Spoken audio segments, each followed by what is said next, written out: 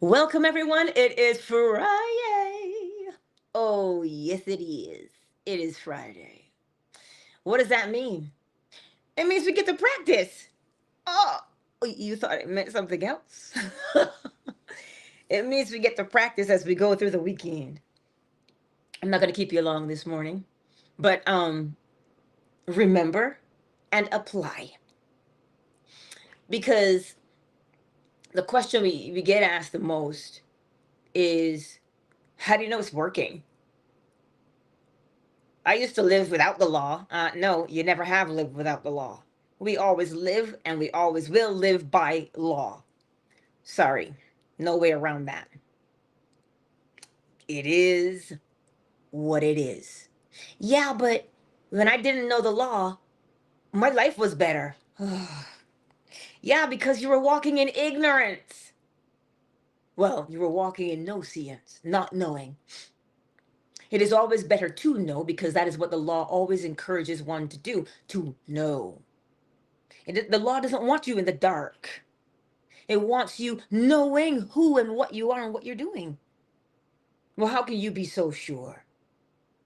How can you be so sure that the law, which has no feelings, the law, which is no respecter of persons, wants the best for you, so that you would always know who you are, always know what you want, and always know what you want to become? How can we be so sure that the law wants that for us? Well, here's how you know. The law says the all is mind. The universe is a mental creation. It is telling you that what you are dealing with is from your mentality. So if you only knew that one thing, that it was your mentality, well, wouldn't you be free? Because you would know what to do. You would know, well, let me change my mentality and I would change my life. That's showing you right there that this law, which has no feelings, it doesn't care about people. It doesn't care about things. It is what it is. But yet, if we know that the all is mind, the universe is a mental creation, well, then we know the most important thing. If I change my mentality, I will change my life. You see how much you are loved? Now, here's part two of that love. As within, so without. As above, so below. The principle of correspondence. Even if you just knew that one, you would say, wait, what's within me?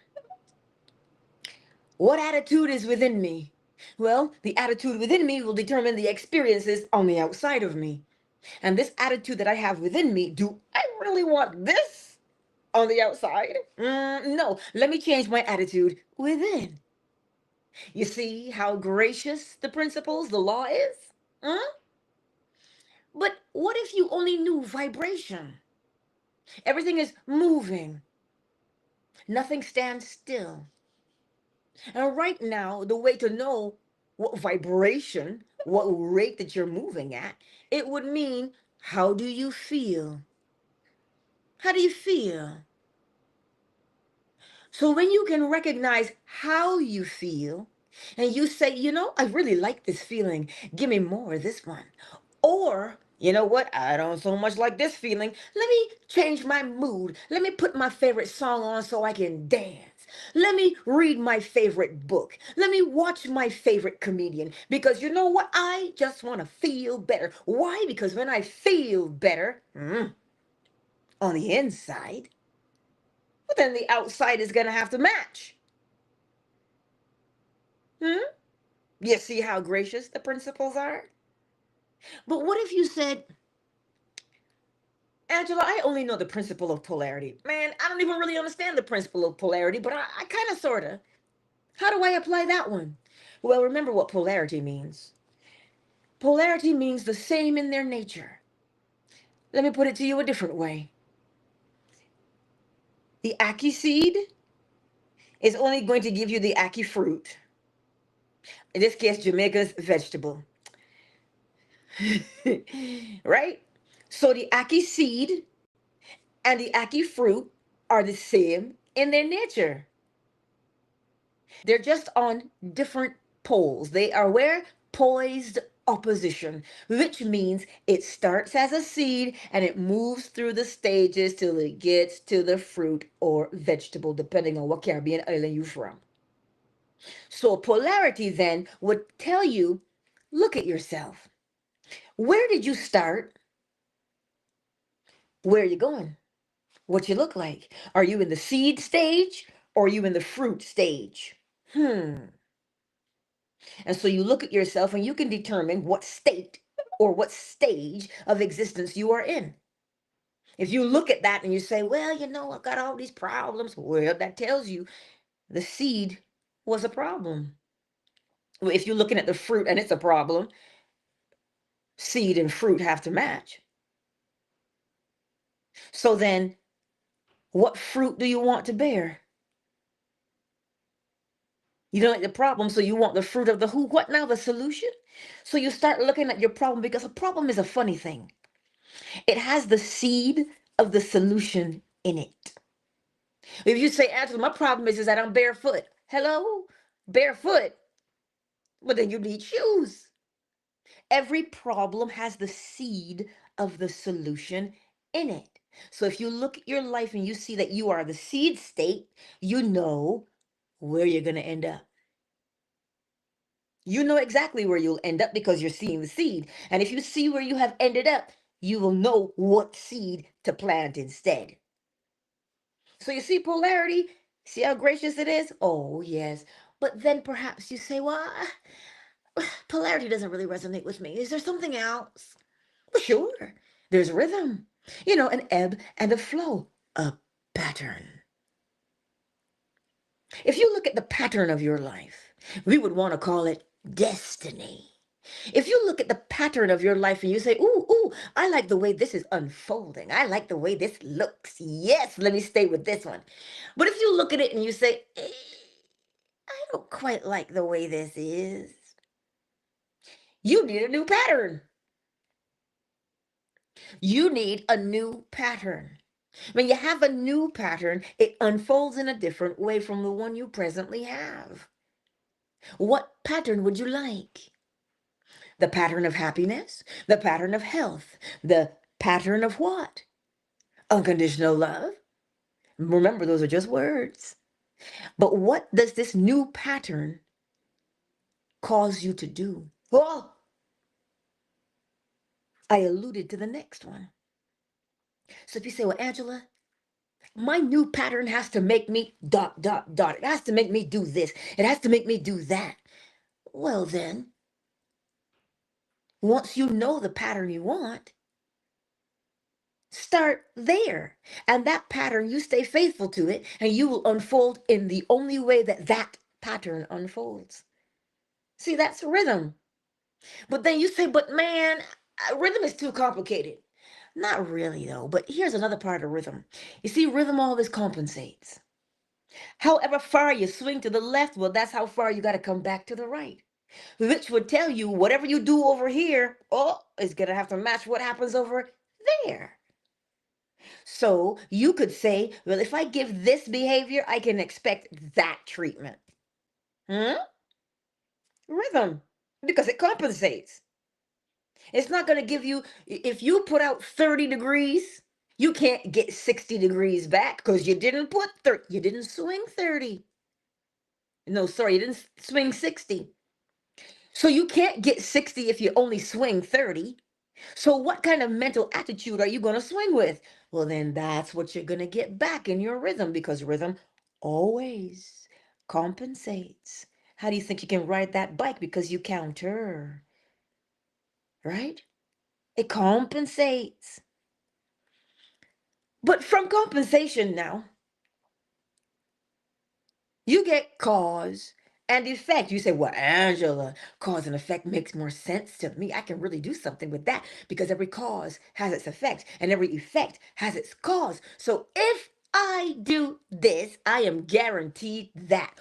Ooh, cause and effect. But what if I don't know the effect that I want? Well, that's a great question. You say, well, how do I want to feel? Because the feeling, the experience you want to have is the effect. So if you know the effect, oh, you will bring about the cause. Because the effect and the cause, they go hand in hand. One is not saying, hey, wait for me. And no, no, no, no. They swing hand in hand together. Oh, we, look at us. We, cause and effect. We're holding hands. That's how they move together. So when you have a cause, when you see the cause, you know exactly what the effect is. But what if you don't see the cause, but you know the effect? Well, follow it backwards and you'll find the cause. You see how gracious the law is? Hmm? You see how loving the law is for something that doesn't care about humanity, for something that doesn't respect humanity, because it doesn't. It is just a principle. It is just a law. So it has no feelings. You cannot coerce it into bending to your will. You have to use it. It is impartial. It does not play favorites. It doesn't say, oh, look, these are my favorite people. But I will only help them. The law does not ever, nor will it ever say such a thing. It is impartial. This is why the scripture can tell you it rains on the wicked as well as the righteous. But don't forget, this is the part that we don't understand. When the scripture says it rains on the wicked as well as the righteous, there's something you got to ask in there. It rains, yes, but how? Well, that depends, wicked or righteous. So don't think that one can escape the principles. So when you hear that scripture for the next time, you will understand what it means. It rains upon the wicked as well as the righteous. But how? Well, that depends. Are you wicked or are you righteous? But Angela, I don't even know what wicked means. I don't even know what righteous means.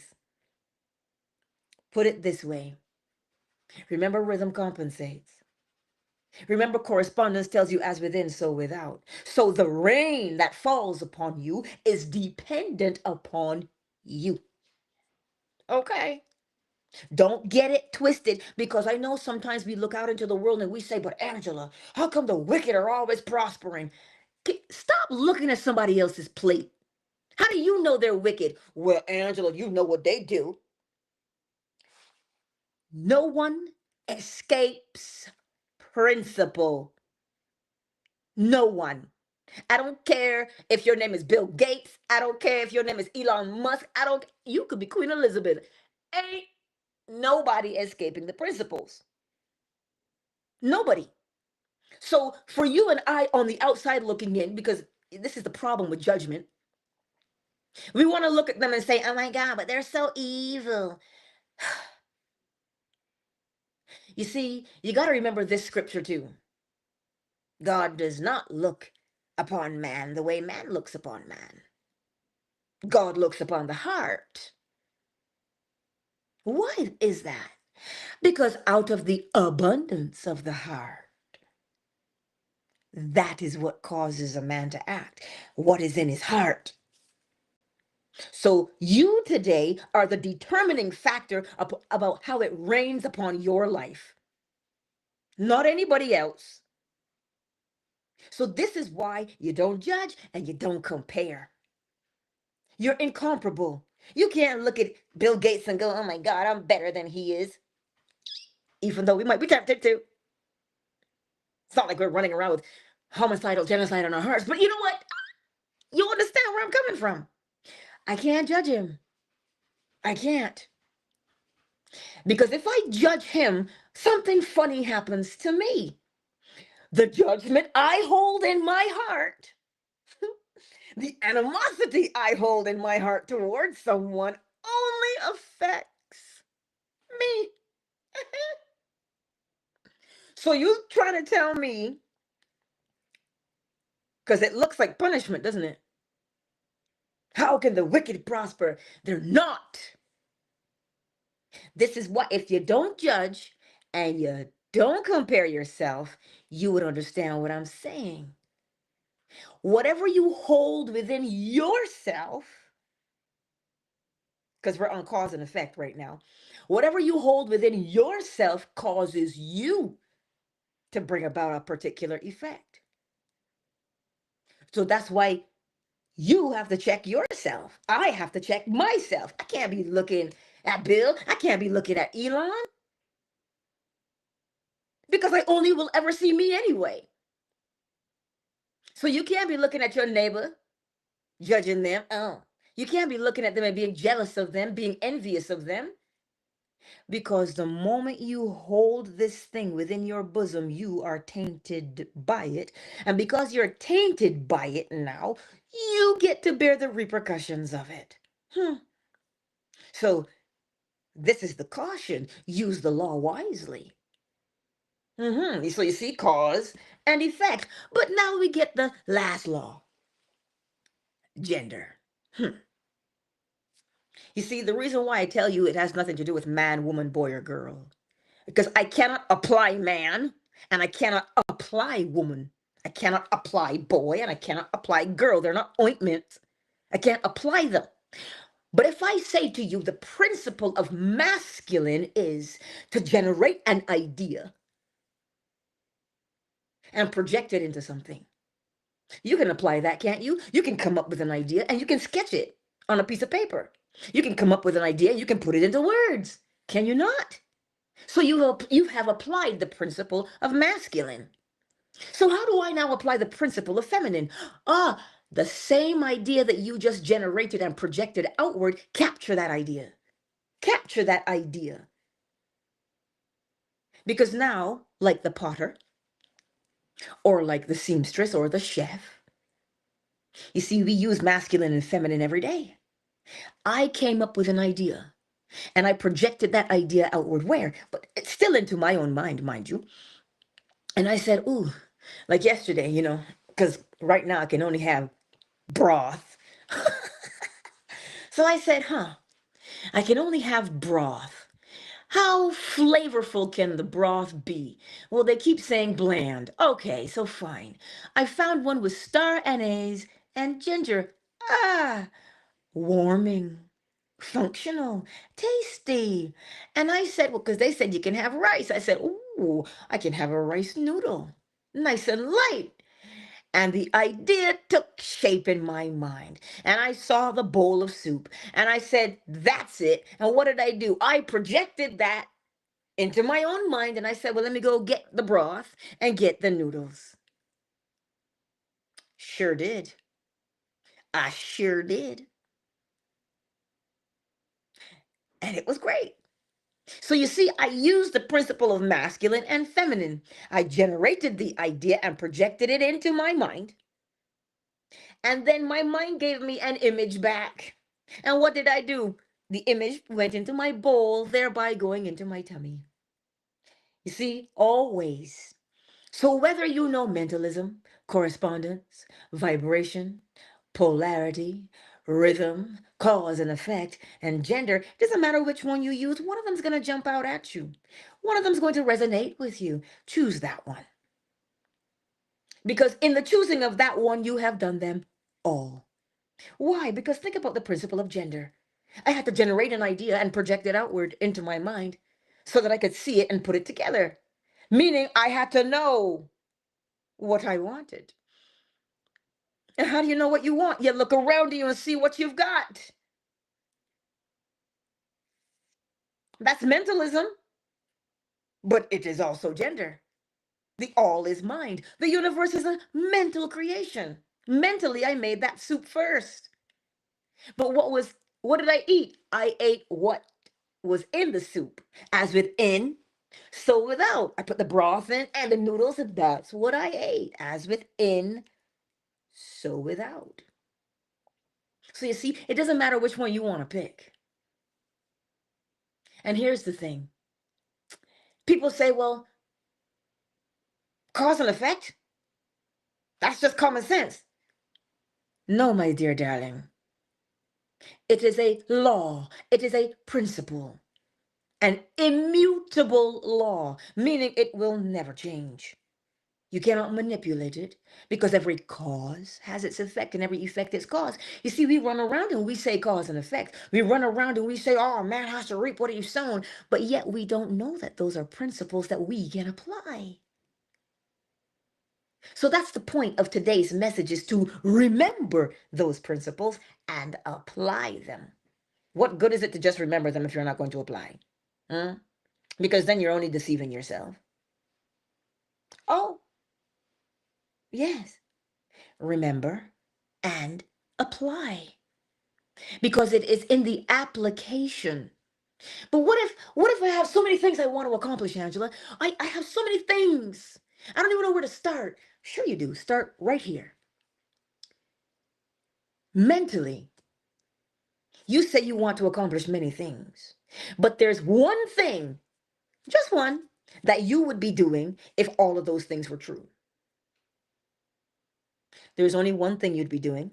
What is that? You would have to tell me. Would you be waking up when you wanted and going to bed when you wanted? Would you be eating what you wanted when you wanted it? Would you be getting in your car, going where you wanted? You would be doing something that implied that every single thing that you wanted was fulfilled. One thing you would do. When you know what that one thing is you would do, that implies all your desires have been met. What is it? So then you begin to rehearse doing it. Rehearse it. Because that's step two. Step one, you have to determine what is that thing that you want it to become. And step two, you begin to rehearse in imagination what you would be doing if. And there's only one thing you'd be doing that would tell you all of those things were true. And you rehearse it. Don't you worry about how, because the how is going to happen without your help. You remember why that happens, right? The how unfolds in a particular pattern according to the seed selected. Corn is only going to grow one way once you choose corn. Corn is going to mature in its own time because that is the nature of corn. So you don't choose corn and then fret as to when it will happen. No, it has its own appointed time. Corn has its own appointed time. So just plant the corn. Everything has its appointed time. Why? Because as within, so without, and rhythm compensates. So that seed says, I need 90 days. So then, once you put it in the ground, 90 days has to occur because of the principle of rhythm. And rhythm compensates. So when you hear about compensation, think allotted time. So now Habakkuk 2, verse 3 makes sense. The vision has its own appointed time, its own appointed hour. It will blossom, it will flower. If it be late, wait. It's never late. It has its own way of showing up. So remember the principle of rhythm. If you choose grapes, grapes have their own rhythm, their own way of unfolding. So you don't plant the grapes, oh my God, are they hearing it? I really want these grapes. Now, you chose grapes. If you wanted something that took less time, you should have planted something that took less time. Everything has its appointed time. A baby, sperm and egg, if you're a chicken, 21 days. If you're an elephant, be looking at about a good 18 months. Thank God I'm not an elephant. Lord, 10 months was long enough. But I digress. So everything has its appointed hour. Now, the next time, because we always say, oh, in God's time, or we say divine timing. No, everything has its appointed hour based upon what it is you chose. Every cause has its effect, every effect its cause. So the thing that you choose only unfolds in that particular way. So you can't force it to happen faster and you can't force it to slow down. You can't, because it has its way, its pattern, its rhythm. So you choose accordingly. Choose accordingly. You out here in these streets talking about, I want to be a mom. Well, you listen, that's going to take you some time. Shoot, it's going to take you your whole life. You don't stop being a mother. It starts when they're, oh, they're so cute. And then they poop and you're like, oh, not so cute right now. You smell right now. But then they hit 12 and they learn how to use certain words and they talk back. And then they hit 15 and, oh, Lord help us all. And you go back in your mind's eye and you said, I chose this, didn't I? I sure did. So you see, my beautiful friends, today everything has its appointed time, its appointed hour. How do you know what its appointed hour is? If it be long, wait. You see, the man or a woman, I'm going to presume it's a man because it's just the way it is. You know the bamboo story. Bamboo takes 4 years before it breaks the surface. So this whole time that the bamboo is growing, you have no idea. It's underground. It is underground, right? It's underground for 4 years. How did somebody know it was going to? Clearly, somebody counted. So somebody applied Habakkuk 2, verse 3. If it be long, wait. And so they waited and they watered. They waited and they fertilized. They waited and they weeded. And they waited some more. Now, if you know the story of Lot, not Lot, but Job's wife, she said, hey, why did you curse God and die? Well, that's what came to mind because you out here in these fields say you're watering an empty field. To the naked eye, it is empty. But for the farmer who selected the seed, it is not empty because he knows what he has done and he has to be faithful to it and follow through with it. So how do you apply farming to your life?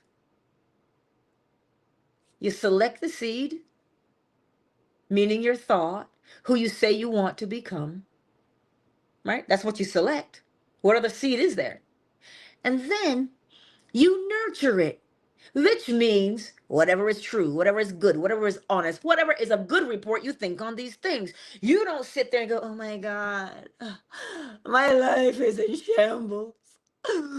No, that's like pouring, as in Barbados, gramoxone is a poison, a weed killer.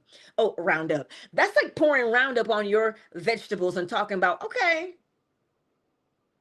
No, you nurture what you have planted. And how do you nurture it? By believing in its existence. Because remember, as within, so without. You're not making believe, you're not pretending. You are holding something within yourself. And the longer you hold that thing within yourself and you rehearse in imagination what you would be doing, you are literally speaking, setting down a neurological pathway. How many neurological pathways do you have in your brain right now? Heaven only knows, 'cause I don't understand. Won't you tell me, please? What's the master plan? Now, that's chaos. You don't know him. He's Canadian, but I digress. How many neurological pathways do you have in your brain? The answer is however many you put there. A neurological pathway is the representation of something that you have learned. And how do you know that you've learned it? Because you do it. So when you are rehearsing your scene, you know, you are rehearsing in imagination what you would be doing if you were the man or the woman you wanted to be. When you are rehearsing, that is what you're doing. You're planting the seed, which is laying down a neurological pathway. And in such time, that neurological pathway becomes set. So that now all you have to do is think about it. And you say, oh, I know how to do that. And you do it. And you live by way of what you know. So the next time you hear somebody talking about manifestation, you will understand that manifestation is an effect. What's the cause? You persistently rehearsing. So this morning, my beautiful friends, remember and apply. But Angela, it's so hard. Listen, honey, I know it only appears to be hard because the old neurological pathway has already been set. But that's okay, there's plenty of room to make a new one.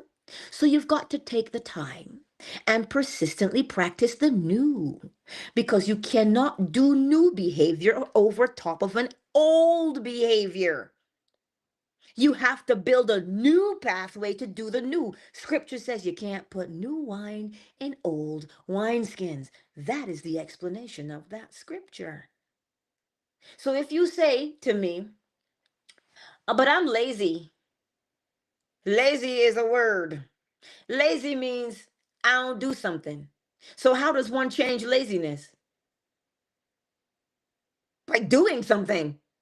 So you just do one small thing. Just one. Don't overwhelm yourself. Just do one small thing.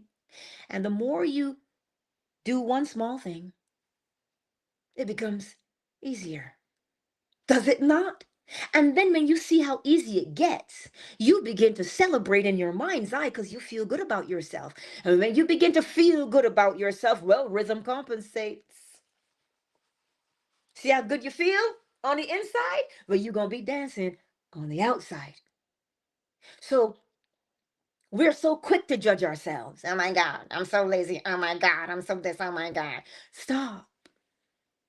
If you look at yourself and you say, well, I don't do that, well, then what do you do? Hmm? You start there. Select the seed of what you want to become. But you've got to be persistent with it, and now you know why you have to persist. Now you know that you're not just playing a game. You didn't learn to tie your shoes by playing a game. Well, they say one rabbit ear here and another rabbit ear here, and you tuck them in. That's how you learn. But you had to practice it so that now you can shut your eyes and you can tie your laces. But you had to persistently. And it's funny because you will see the image of you tying your laces in your mind's eye, in your imagination. You're seeing in your imagination what you want to do so that as you close your eyes, sometimes you don't even have to close your eyes. But when you can see in your mind's eye what you want to do, you will do it. Oh, yes. I don't see Flo smiles yet, but I know she bakes. I mean, you can smell the dough. You haven't even made the dough yet, but you can smell it. You haven't even kneaded the dough yet, but you can feel it in your hands. And that's what fires up your desire to go and bake. The smell. Oh, but where's the smell? The smell is invisible? No. You smelled it. You ever caught a whiff of roses? You ever caught a whiff of perfume or cologne? You're just by yourself. Nobody's there, but you caught a whiff of it. And there's a memory attached to that. See? Neurological pathway. Anyway, don't let me prattle on. Rue might sing later. He was singing earlier, but he's taking a rest at the moment.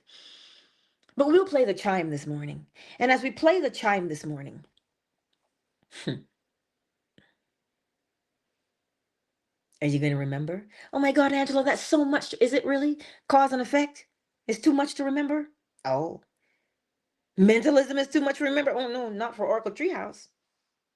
Oracle Treehouse, she's like, mentalism is mine. That's my law, girl. I was like, you go. But what if yours is polarity? Well, then remember it and apply it. Let us get the chime, shall we? But wait, before that, I didn't even say hello to anybody. Eh, Queen Mo. Queen Mo is on my YouTube streets, y'all.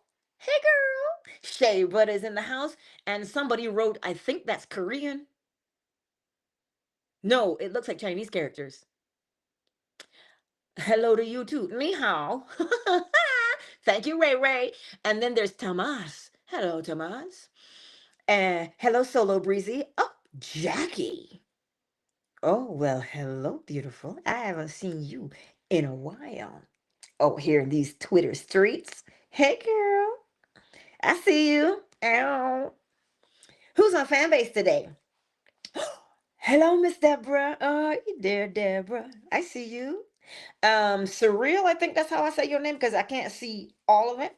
And then Ray Ray and Jazzy, Oracle Treehouse. Amen is in the house. Michael, Miss McQueen. Listen, Big Mike was here too, but you know, Big Mike is probably at work now. But remember the principles and apply them because they are no use to you. How you gonna know how to bake bread and you got the ingredients in your cupboard talking about you hungry? Hmm? It's the same principle. You got food in the pantry. Oh my God, I'm so hungry. You better get up and apply what you know. It is in the application of what you know that will change your life. But don't think when you apply it that it's a piece of cake. You've got to, if you're going to make some cake, you got to cream the butter and the sugar. You got to put that work in. And if you were anything like my grandmother, she'd say, here, and give me the spoon. Because we didn't have no electric mixer. I was the electric mixer. And I had to beat that cream, the butter, and the sugar till my arms got tired. And she goes, yeah. She'd look at it. She goes, it's not done yet. Keep going. I'm like, but my arm. She's like, it'll get stronger. But to this day, I appreciate it because I can sit here and I can whip that butter and that sugar together. Let me tell you. And when you bite into my cake, ow, it is soft and tender and light and fluffy. Oh, yes, it is. Why? Because I applied what I know. So it's the same thing for the rest of your life. Apply what you know and take pleasure in applying what you know. Why? Because when you done beating the cream or the butter and the sugar together, and then you add the eggs and the vanilla, and you stir it or you fold in the flour, and you put it in the oven, oh, it smells so good. Oh, so applying is its own reward because you get to do what? Taste the fruits of your labor because you didn't labor in vain. No, you did not. So that same principle applies. The thing that you are rehearsing in your mind's eye is the most beautiful thing for you to experience. But if you stop part way through, man, you're going to have to throw that thing out because the butter's going to go rancid. Ew.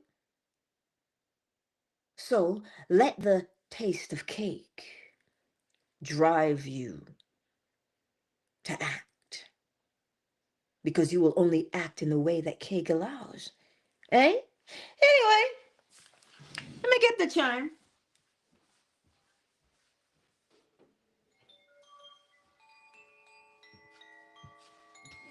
So, what sweetness of life do you want to experience today? Get into your mind's eye and see it. Feel it in your body and rehearse it in your mind's eye because you're setting down that neurological pathway. And here's what you remember when Neville says feeling is the secret?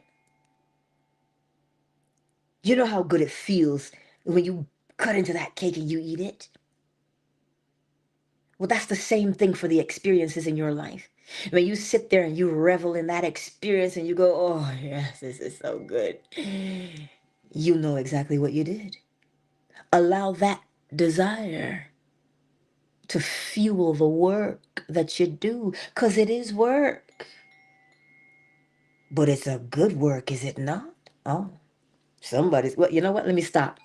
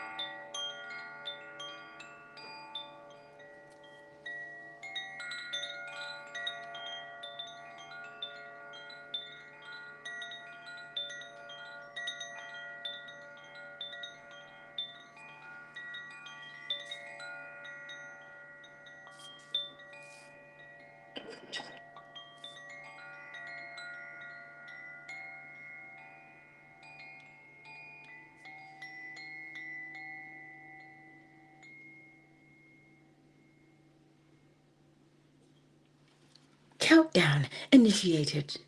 5, 4, 3, 2, 1. You know I'll see you tonight at 10 p.m. Eastern Standard Time, if you want to fall asleep with us, that is. Right here on Twitter, Fanbase, YouTube, Facebook, and TikTok. You know that's where we'll be tonight. 10 p.m. Eastern Standard Time. As always, if you want to DM me, you sure can. You can slide on into my DMs. What's your question? We'll talk it through. We'll filter it through the principles of creation. Yes? Anyhow, you know that I love you. And I thank you graciously for spending your time with me today. Much love to you all. Mwah. Peace out, Twitter. You know, oh, I'll check for you. Twitter is closed. YouTube, Facebook, and TikTok, I love you. Shea butter. A little late to the party, but that's all right. Maybe you were here the whole time. But I see you, Shea butter and Queen Mo. I see you. I'll see you tonight.